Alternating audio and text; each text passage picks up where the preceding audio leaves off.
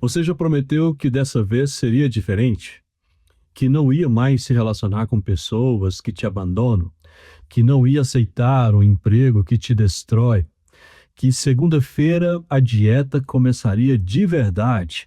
E então troca de cidade, troca de parceiro, troca de emprego, de terapeuta, de academia, troca tudo e chega no final do ano com os mesmos problemas, só que com nomes diferentes.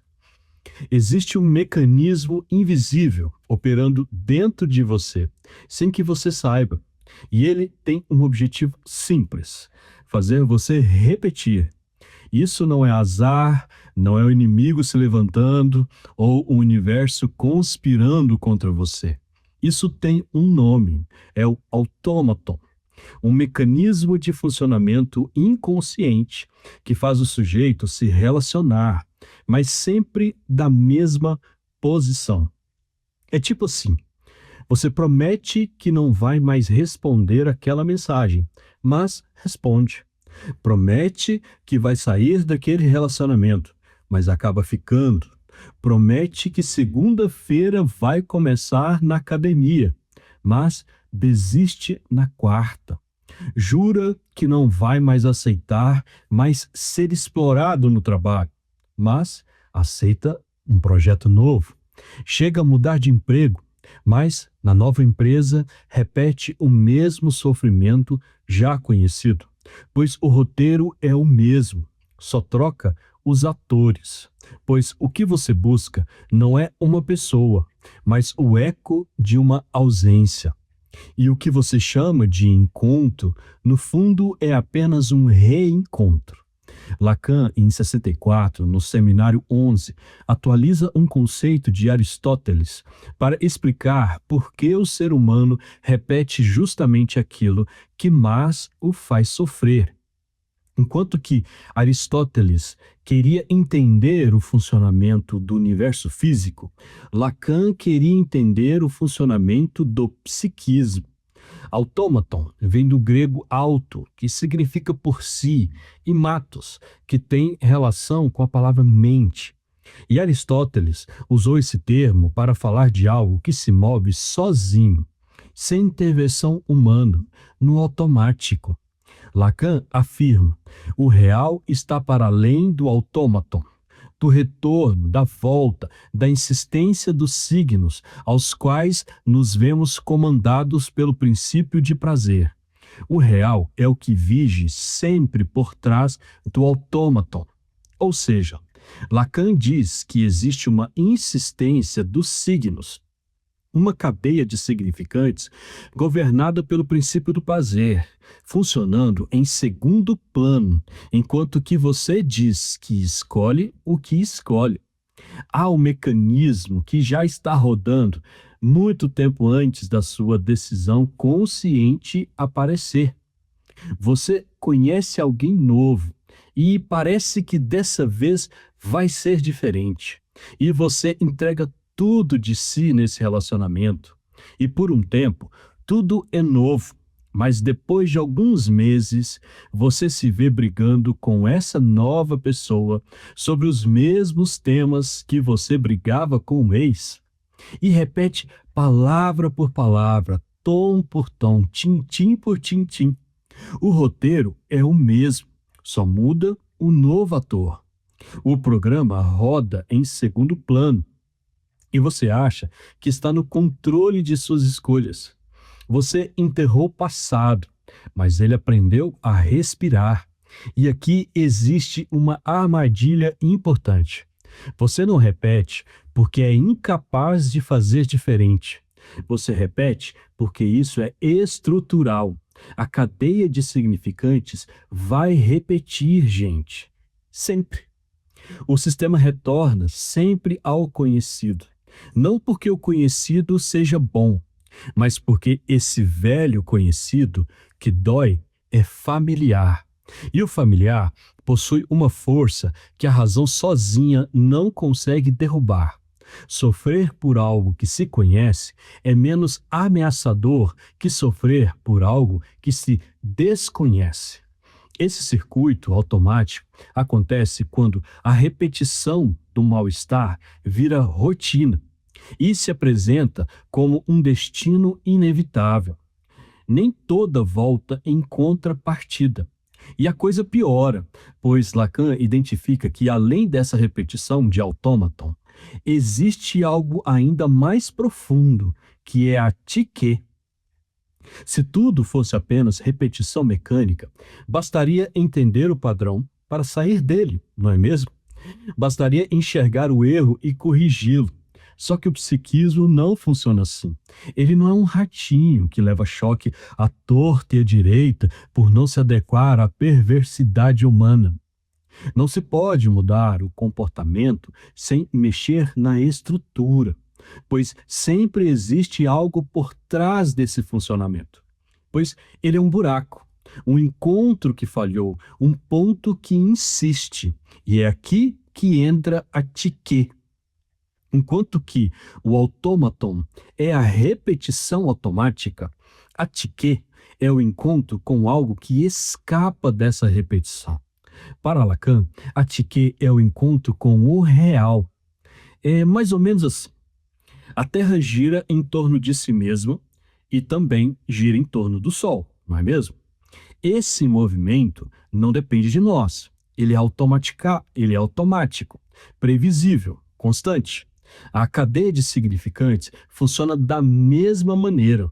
Ela continua girando dentro de você, produzindo pensamentos, escolhas, sintomas, repetições. Você acredita que está decidindo livremente, mas muitas vezes está apenas acompanhando um movimento que já estava em curso muito antes da sua decisão consciente surgir. Isso é o autômaton. Agora, imagine que, enquanto a Terra segue em sua órbita, um meteoro atravessa sua trajetória, algo que não estava previsto, algo que não cabe nos cálculos, algo que rompe a continuidade do movimento. Isso é a tique. Tudo em nós procura ordem. O real entra sem pedir licença, pois o real nunca dorme.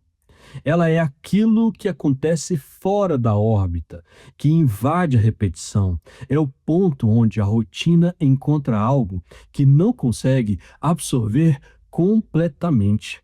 A tique aparece através de uma perda, de um trauma ou de uma ausência. Um acontecimento que deixa uma marca maior do que as palavras conseguem explicar. Algo que chegou antes de você conseguir dar sentido ao que estava acontecendo de fato. Aquilo que não foi dito apodrece em silêncio. Assim, o autômaton é a órbita, é aquilo que gira, retorna e insiste sem que você precise fazer nada. Já a tique é a colisão, é o encontro com o real, é aquilo que invade a repetição e revela um ponto para o qual não existem palavras suficientes. E é exatamente por isso que você não repete apenas porque quer. Você repete porque existe algo em algum lugar da sua história que continua produzindo efeitos. O autômaton faz você percorrer a mesma órbita, os mesmos caminhos, os mesmos roteiros. E cada repetição parece uma tentativa de contornar aquilo que um dia rompeu essa trajetória. Você repete porque a máquina continua girando ao redor de algo que nunca conseguiu ser totalmente simbolizado. O esquecido nunca esquece. Não sofremos porque perdemos, sofremos porque continuamos procurando no lugar errado. E o real é muito mais simples de entender do que parece. O real não é a realidade. Ele é aquilo que fura a realidade costurada pelas palavras. É aquilo que chega antes da explicação, antes do sentido, antes da narrativa que você conta para si mesmo. É como se fosse assim. Imagine isso. Três pessoas olhando para o mesmo cachorro na rua. A primeira vê um animal dócil porque cresceu cercada de cães afetuosos. A segunda vê perigo porque já foi mordida antes. E a terceira vê trabalho porque passou anos cuidando de animais doentes que sua mãe insistia em resgatar da rua. Veja, o cachorro é o mesmo, mas cada um construiu uma realidade diferente para ele. E então, de repente, um carro desgovernado invade a calçada e bate violentamente no poste ao lado dessas pessoas. Nesse instante, ninguém está pensando no cachorro, ninguém está pensando na infância, ninguém está pensando em que significante está surgindo ali. Existe apenas o choque. O corpo congela antes de existir alguma palavra que explique o que aconteceu. Isso é o real. Ele não pergunta qual é a sua interpretação. Ele não negocia com a sua história. Ele rasga a realidade de todos ao mesmo tempo, pois o real não é a realidade. A realidade é uma construção pessoal de cada um, enquanto que o real é o insuportável que sempre invade. E é exatamente por isso que o trauma deixa marcas tão profundas, porque ele habita no real. Ele chega antes que a linguagem consiga organizar o que aconteceu. Ele deixa um resto, um ponto impossível de simbolizar completamente. E então acontece algo curioso. Você repete, não porque quer, não porque gosta de sofrer, mas porque existe algo naquele encontro impossível que continua puxando você de volta, como um buraco gravitacional, pois a cicatriz tem saudades. E a pergunta é: o que o autômaton e a tique têm a ver com a vida do sujeito? E a resposta é tudo. O autômaton aparece quando a pessoa percebe que está sempre vivendo a mesma história com personagens diferentes. É quem troca de parceiro e encontra os mesmos conflitos. Troca de emprego e encontra os mesmos problemas. Promete mudar, mas acaba voltando para os mesmos lugares. É a repetição que insiste mesmo quando existe o desejo consciente de fazer diferente. Mas, se fosse apenas uma repetição mecânica, bastaria perceber o padrão para sair dele. Bastaria focar no comportamento e mudá-lo. Mas não é isso que acontece. É aí que entra a tique. A tique é aquilo que está por trás da repetição. É o encontro com uma perda, uma ausência, um trauma ou uma marca que deixou efeitos maiores do que as palavras conseguem explicar. É o ponto em retorno do qual a repetição sempre gira. Por exemplo, uma mulher pode repetir relacionamentos com homens indisponíveis. O autômaton é essa repetição. Mas a pergunta analítica é: por que justamente com homens indisponíveis? Aí começamos a nos aproximar da tique. Talvez exista uma experiência de abandono, talvez uma ausência aí fundamental, talvez uma marca impossível de simbolizar completamente, que essa pessoa ainda não conseguiu, talvez algo que nunca encontrou palavras e o sujeito não repete parceiro. Ele repete a tentativa de resolver o encontro que falhou. E é por isso que Lacan diz que o real está por trás do autômaton, porque toda repetição importante da vida gira em redor de algo que nunca foi completamente simbolizado. É exatamente isso que o paciente leva para análise todos os dias, mesmo sem saber. Ele chega falando das repetições, mas é conduzido até um ponto em torno do qual essas repetições sempre ficam girando. Esse ponto é onde o autômaton encontra a tique. Já a tique aparece de outra forma. É o pesadelo que retorna anos depois. É o flashback inesperado, pois há dores que usam nosso nome. É o ataque de pânico que surge sem aviso quando você está dormindo tranquilamente na sua cama. É o nó na garganta provocado por uma música antiga. É o choque do real atravessando a rotina, pois o real não arromba a porta, porque ele descobriu que nunca houve uma. E agora chegamos ao ponto mais cruel da teoria de Lacan. Se você repete tanto, o que exatamente está tentando encontrar? O que repete quando você repete? Lacan responde com um conceito chamado das Ding. Em alemão, a coisa é o objeto perdido, original, a referência impossível de satisfação absoluta, algo que o aparelho psíquico registrou como fundamental e que nunca mais conseguiu reencontrar ele. Você não repete porque quer aquela dor específica. Você repete porque está tentando chegar a um lugar que sempre esteve fora do alcance. Porque o que você procura não é um objeto real, é o vazio deixado pela primeira perda. E aqui está a crueldade do sistema. Quanto mais você tenta fechar esse buraco, mais confirma que ele existe. A sua persistência, que você tanto se orgulha e chama de força, na verdade é a máquina girando em torno de um furo. É ela te colocando no mesmo lugar de sempre. É ela te convencendo de que você está no controle de suas escolhas, mas não está. Lacan usa um exemplo que Freud usou lá na interpretação dos sonhos. O filho morreu e o pai deixa o corpo do filho num quarto e vai dormir um pouco em outro quarto ao lado, deixando um velho de guarda. E nisso o pai dorme e sonha. No sonho, o pai vê o filho.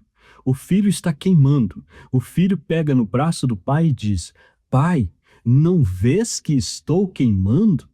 E imediatamente o pai acorda, vai ao quarto e, de fato, uma vela havia tombado sobre o corpo desfalecido e morto do filho. Lacan pergunta: o que despertou o pai? O barulho real da vela ou a frase do filho no sonho? E a resposta dele é devastadora. O pai acordou para fugir de um real que o sonho não podia mais conter. O sonho era a tentativa de manter o filho vivo. E o real entrou a si mesmo e se manifestou dentro do sonho. Essa é a Tchique, o real que atravessa, que aparece no sonho, no acidente, no tropeço, na borda que você consegue nem de jeito nenhum representar e que você nunca pôde sequer ser totalmente integrado a ela. Nunca. Aqui tem um detalhe que Lacan faz questão de marcar e que muda tudo. Ele é enfático nisso no Seminário 11. Ele afirma: jamais qualquer oscilação sobre esse ponto, wiederholen, não é reproduzieren, ou seja, repetir não é reproduzir. Quando você repete, nunca é exatamente o mesmo. O contexto mudou, você mudou, os atores mudaram. O que se repete é a estrutura, a relação com o furo, a tentativa de encontrar o inominável. A repetição, quando funciona, não é ciclo, é espiral. Você passa pelo mesmo ponto, mas um nível diferente. Se a repetição não produz nada novo, ela está presa. Se ela produz diferença, algo do real foi tocado. Freud observou o próprio neto brincando com um carretel. O menino lançava o objeto para longe e dizia em alemão fort, que significa longe, e depois puxava de volta e dizia em alemão da, que significa aqui. Ele brincava e dizia longe aqui, fort da. A mãe dele havia saído enquanto ele inicia essa brincadeira e o menino não estava de forma alguma chorando. Ele estava brincando. Freud então percebeu que aquela brincadeira permitia transformar uma ausência sofrida em algo sobre a qual a criança poderia exercer algum tipo de domínio, algum tipo de controle. E Lacan leva essa ideia ainda mais longe. O menino lança o carretel e o puxa de volta, tentando dominar uma ausência, pois a presença se manifesta na ausência. É quando você encontra com alguém que diz assim: senti sua falta hoje lá no trabalho. Veja, você não foi trabalhar, mas de repente alguém diz exatamente isso para você. A sua ausência foi percebida, ou seja, a sua presença se manifestou na sua ausência. Mas e você?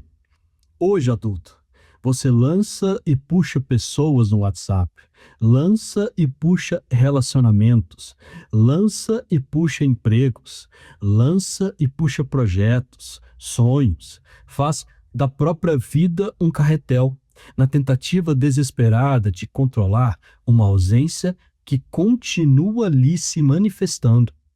Quer ver como isso te persegue? No amor, na família, no trabalho? Pois o autômaton não tira férias. No amor, você não procura apenas uma pessoa, você procura alguém que te responda a uma falta que nasceu muito antes daquele encontro. Na família, acontece o mesmo. É o filho que reproduz, sem perceber, o casamento fracassado dos pais. É a filha que se tornou aquilo que jurou nunca ser. É o comportamento que você condenava e que um dia aparece no espelho da sua própria existência.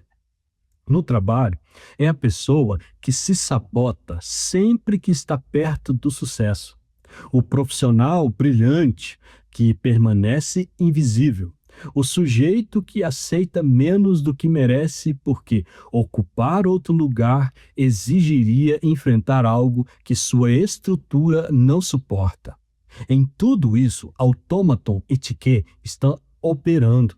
O autômaton roda o programa e a Tiquet esconde o buraco. E existe um detalhe fundamental além disso tudo: a relação com o vazio. A tentativa de encontrar algo que nunca foi totalmente encontrado. Por isso a repetição pode ser uma prisão ou uma abertura. Quando ela gira em círculos, produz apenas mais do mesmo. Mas quando ela produz diferença, algo novo aparece, algo do real foi tocado. E é exatamente aqui que a psicanálise encontra o seu lugar. Ela não promete que você vai parar de repetir. Isso seria uma mentira muito bonita. Ela oferece algo mais modesto e talvez importante: a possibilidade de perceber o movimento em que a máquina ligou, o instante em que o autômaton entrou em funcionamento, o ponto exato em que a Tiquet atravessou a cena pelo real. Porque esse pequeno reconhecimento cria uma distância mínima entre você e a repetição, 1 milímetro. Mas é nesse milímetro que o sujeito existe. O problema não é repetir. O problema é repetir sem saber o que está repetindo. O que não morre aprende a repetir, pois podemos trocar de cidade, de parceiro, de emprego, de vida, e ainda assim continuar perseguindo exatamente a mesma coisa. Não a pessoa, não um objeto, não um lugar, mas um vazio. Você passa a vida inteira tentando repetir o encontro com algo que nunca conseguiu nomear. E talvez a condição humana seja exatamente essa: continuar procurando aquilo que nunca poderá, de fato, ser encontrado por completo.